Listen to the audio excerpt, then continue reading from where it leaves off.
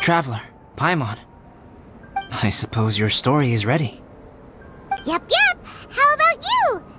Do you need some more time? No need. I am also ready to tell my story. Paimon calls dibs! Paimon first! Please, go ahead. Okay, here goes. Once upon a time, there was an evil researcher who went into the mountains and did a crazy experiment on whopper flowers to transform their appearance. After a lot of pain and suffering, the whopper flowers finally took on a human form. Then, they stood by the side of the mountain to wait for unsuspecting bypassers. To whoever spoke to them, they would ask some questions such as, "Who am I? Who are you?" If the bypasser got the wrong answer, the last sound they'd make would be a yelp before the whopper flower ate them alive in one bite. Ooh, truly frightening. What the? You two aren't scared at all! Don't go nitpicking, okay? If you didn't like the story, go write your own!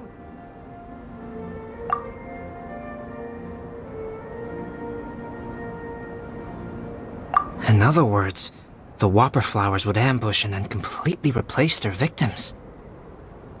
And then what? Go back to where the person lives? Enter their home? Eat their whole family? Paimon made up this story, but now Paimon's the one who's scared by it. It's a good story. Oh, may I write it down? I may bring it up in future conversations. What for? Just to scare people with? Yes. You've got a real mean streak, Albedo. Mine is a little longer than yours. It starts with an alchemist. A great alchemist once created Subject 1. Subject 1 was her proudest achievement, and successfully blended into human society. No one ever would have thought that this friend of theirs was in fact a synthetic human. However, unbeknownst to Subject 1, the alchemist had tried the same experiment many times before he had come into being. Some of the rejects from failed experiments had been discarded, but had not died. Subject 2 was one such failed experiment. He was swallowed by a great dragon that came to rest upon a snow-swept mountain. Many years later, he was resurrected by the dragon's mysterious power. He saw all kinds of people on the mountain, including Subject 1, who had somehow miraculously blended in among them. Never in Subject 2's wildest imagination had he thought it possible for experimental life forms such as they to deceive everyone so successfully. He saw the way humans accepted Subject 1 as a friend, witnessed their affection as they addressed him by name. This was what Subject 2 wanted. Now, all that Subject 2 desired was to replace Subject 1 and take the joy of his existence for himself. This is giving Paimon the chills. So scary. Subject 2 began to unfold his plan. He stole Subject 1's books and notes and studied all that Subject 1 had learned from the alchemist. Subject 2 was highly intelligent, and he learned quickly. He changed his face into an exact replica of Subject 1's face.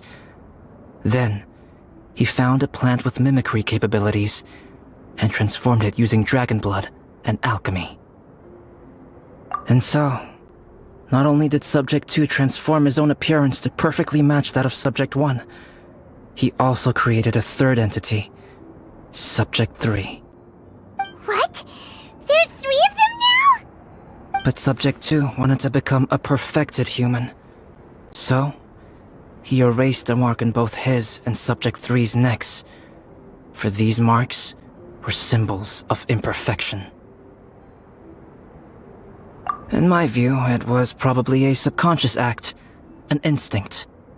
He so desperately craved to become a perfect human being that he forgot something. Human beings are defined by their flaws. Subject 2's plan was meticulously crafted. Subject 3 would draw Subject 1's attention. After Subject 1 disposed of Subject 3, he would assume the threat had now disappeared and would let his guard down. The next moment that Subject 1 was alone, Subject 2 would make his move. He would eliminate Subject 1 and become the only one remaining. He would secretly replace the Subject 1 of everyone's memories and inherit his identity, residence, clothing, sword, name, and friends.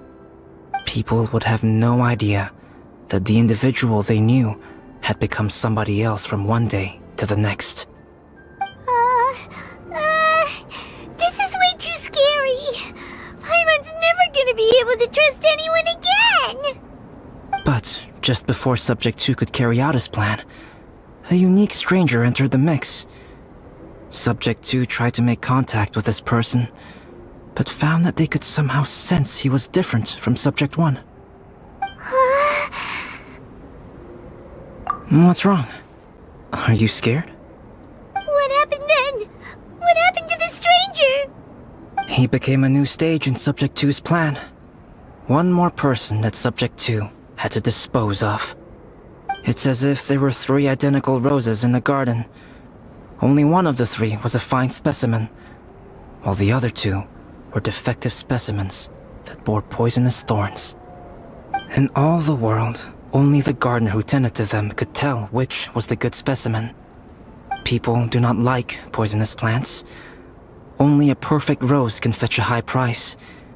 If the inferior specimens wanted to conceal the fact of their worthlessness, they would have to take the gardener out of the picture, using their poisonous thorns.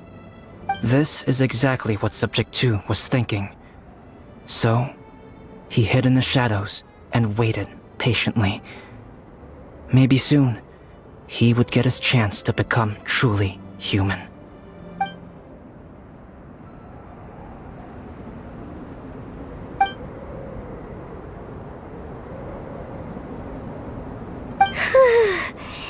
That was intense!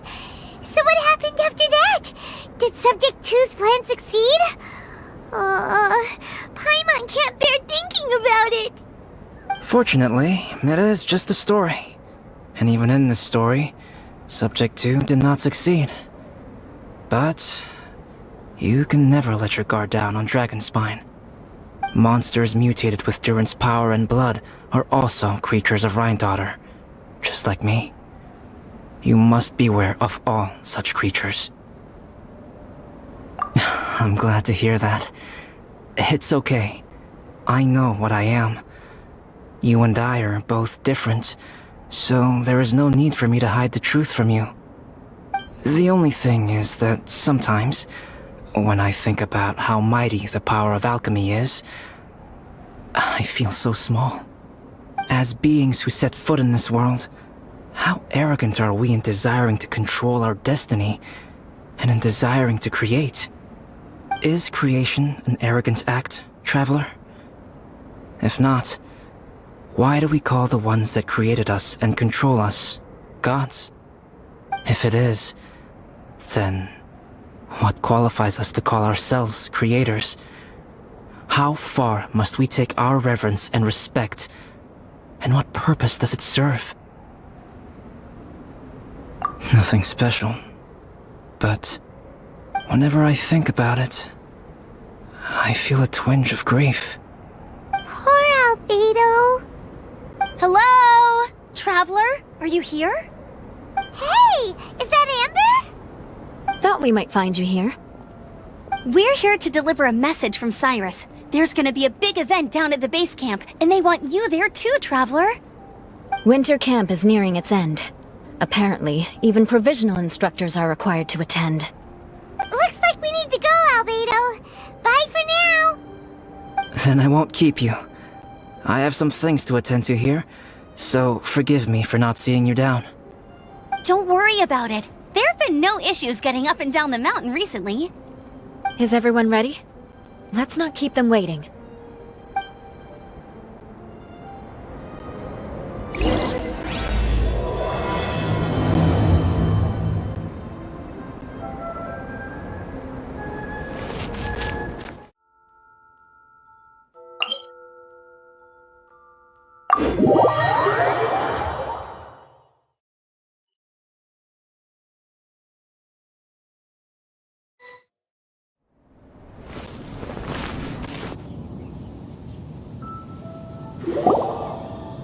Huh? Who is this guy? Allow me to introduce Yozerf. He's Joel's father. Dad, this is that traveler I was telling you about. The traveler's helped me out loads in the past, and this time we even built a snowman together. Joel has told me everything about you. I can't thank you enough. Wow! This is amazing! Wait a second. Why is Cyrus discreetly wiping tears away? And what is Pallid doing here? Pallid is the hero of the hour this time. Go on, Pallid. Tell us what happened in your own words. Okay. The weather was fine on that fateful day, and I had a feeling that Lady Luck was smiling down on me. So I trusted my gut and set off to explore somewhere new, somewhere dangerous. Because where there is great danger, there is also great treasure. Why does this sound so hard to believe? But I had only been away from the group for a short while when I fell down a slope and just started rolling. Uh-oh. Did my bad luck rub off on him when we ran into each other on the mountain? The place I fell to was somewhere I didn't recognize, and I'd sustained a few injuries. I remember thinking to myself, this is the worst luck I've ever had in my whole life. Then I met Yozerf. He'd heard the sound of me falling and came out to see what was going on. Huh? Wow! So it was completely by chance then!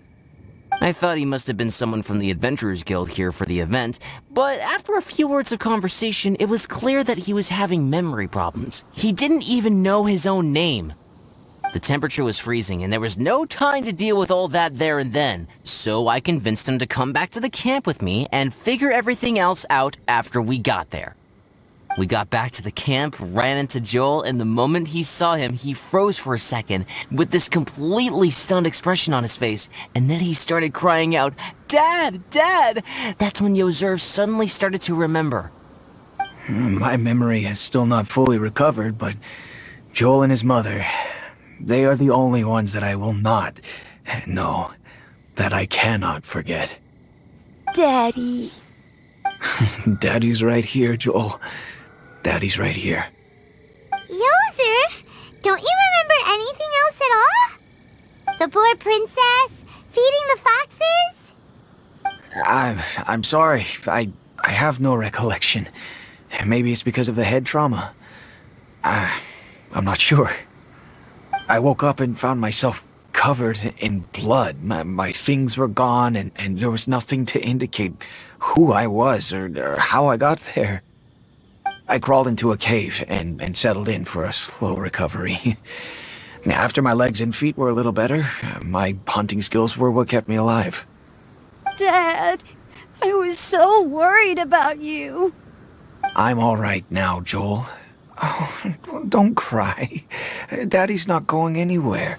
I'm here to stay. Oh, this is good. This is good. You know what, though? I definitely think my luck got worse after running into Bennett on that mountain. I knew it. I just... No, I just meant if it weren't for you, there's no way I ever would have run into Yozerf on a mountain this huge. Besides, we got back safely, didn't we? So don't blame yourself. Maybe sometimes miracles can only happen when you get just unlucky enough. Pallid. When did you become such a smooth talker, huh? Huh? Am I? I was just telling the truth. Oh, yeah. I want to say thank you to the Traveler, Uncle Cyrus, Auntie Eula, and Auntie Amber. Thanks, everyone. You all helped look after me, and I will always remember it.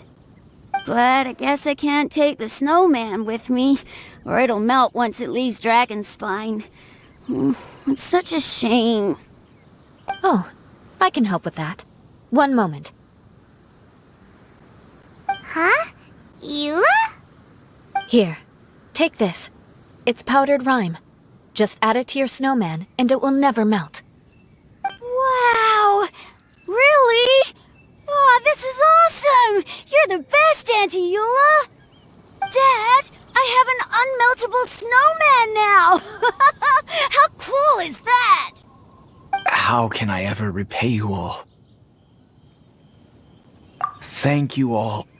Thank you from the bottom of my heart.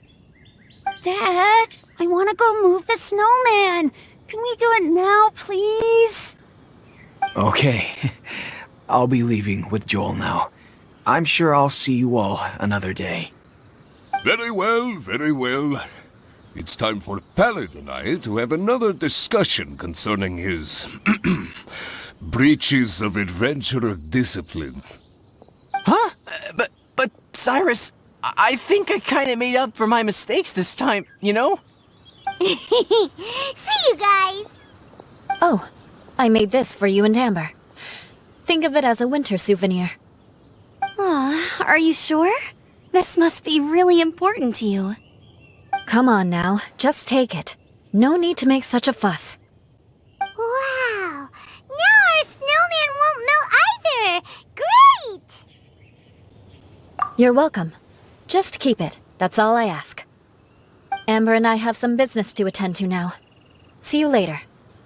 See you! Everyone's gone. Seems like they've all got their own stuff to do now. Oh! You know what? We've been on Dragonspine all this time, and somehow Paimon still forgot to ask Albedo about how to make a fruit juicifier machine that could keep the juice fresh. Maybe we should try Timaeus again. He does seem pretty eager to please after all.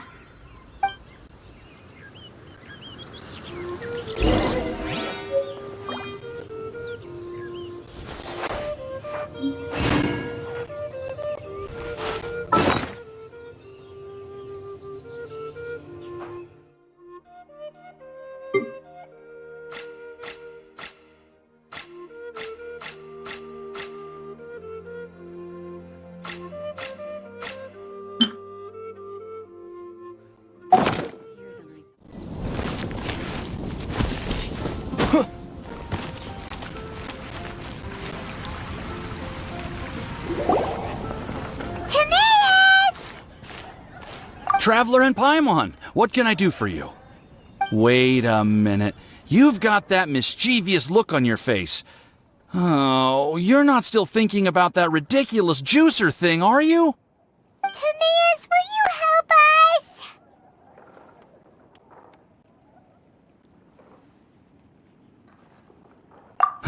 Well, if the Traveler isn't really interested, then, yeah, maybe I'll give this one a pass.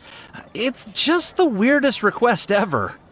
No, but Paimon's Sunsetias are gonna go to waste without it! And the time it would take me to research something like that, I could probably pick those Sunsetias again 10 times over. New research project, Timaeus? We meet again. Oh, Albedo, thank goodness. So the situation is, Paimon wants a machine that can turn fruit into juice and keep the juice fresh. I mean, surely it's... Majorly important, that's what it is! If you can manage to invent this, we'll never have to worry about fruit going bad ever again! That's impossible.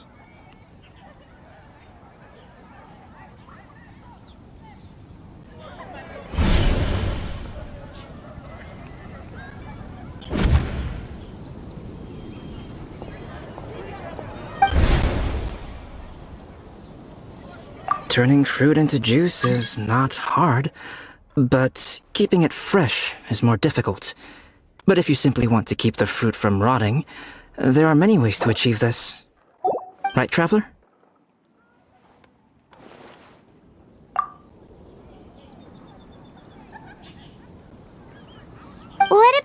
neck. What's wrong? Is there something on my neck?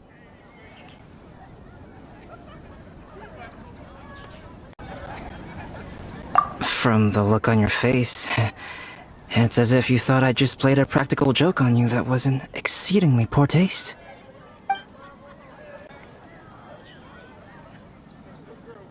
Albedo, you were saying, how do you stop fruit from going bad? Well, one way would be to bury your fruit on Dragonspine, where the snow never melts all year round. But then Paimon won't be able to eat them! You could always live on Dragonspine.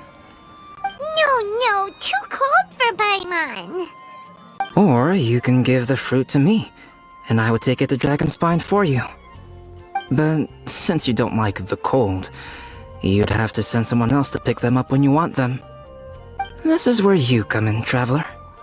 Suddenly sounds a lot more feasible with other people doing all the work. Okay then, shall we go with that idea? Fruit buried on Dragonspine will stay fresh for much longer. However, it is also possible that the fruit will sprout and grow into fruit trees. Who knows? Maybe the next time you visit, it will have grown into an orchard. You can water the trees, add fertilizer, and when they finally bear fruit, you will have some fresh sunsettias. No way!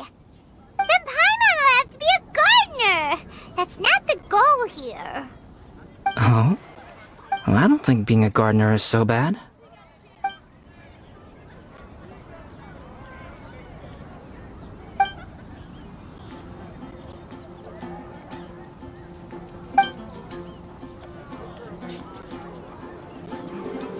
Albedo! Stop trying to get your hands on Paimon's super sweet Sensitias! It bothers you, does it? Of course it bothers Paimon! They are the rarest, super duper sweetest Sensitias ever! And they're not for you! Okay, but they're just Sunsettias. I think you're only so attached to them because you don't have much fruit of this quality in your possession. When someone's pockets are full and their spirit is fulfilled, they don't easily fall prey to this kind of yearning. Really?